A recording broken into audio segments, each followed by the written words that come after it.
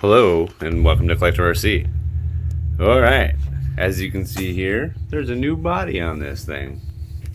Let's check this out real quick. We'll do a little montage for you. So we'll kind of show this around.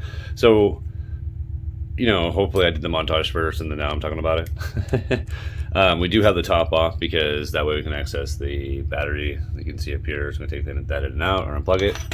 So what we want to talk about real quick, I'm going to give you a quick kind of a demonstration of how to put this together. And I know that doesn't help the fact that I'm not actually going to walk through it while putting it together.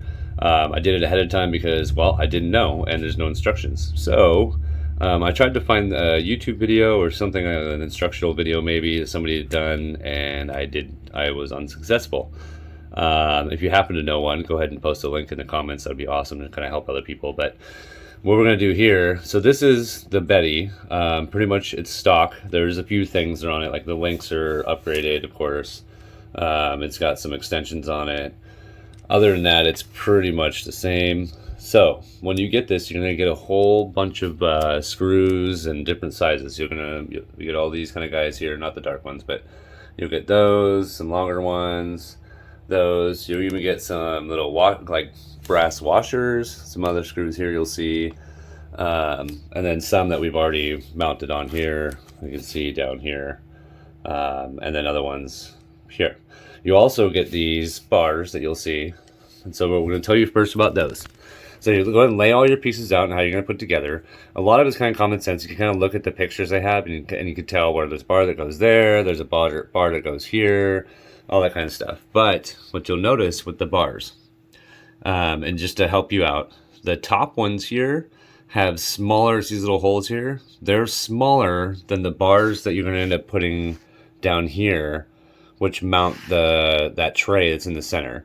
The screws you're going to use are going to be these size screws here. I don't have my little tool to measure them for you, but comparison, they're like the medium.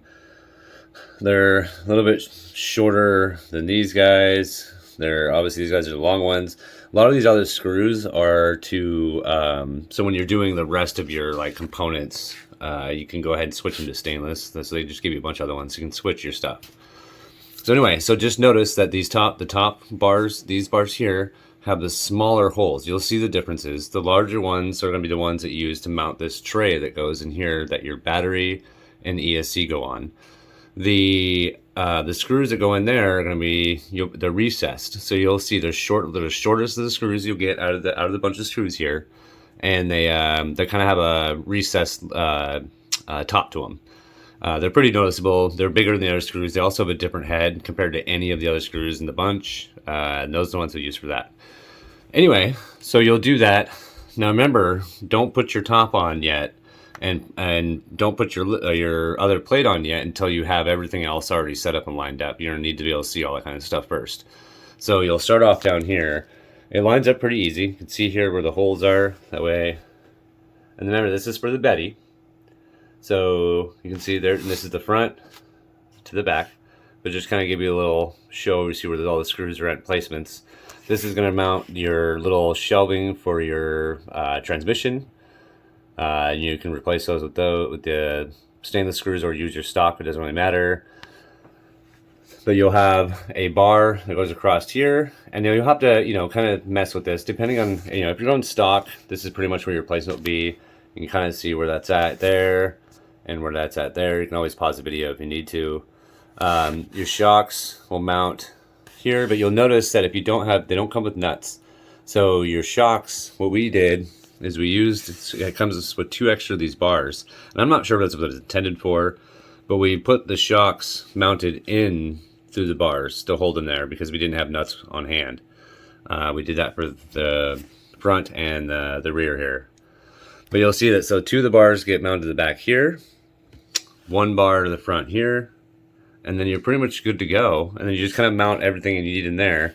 You'll have your battery. This is just the way we did it. You don't have to follow this direction, but everything will pretty much sit the way it needs to. Get all the clearance you need. Works pretty good. Right now it's on a little weight, but this is what we're going to do.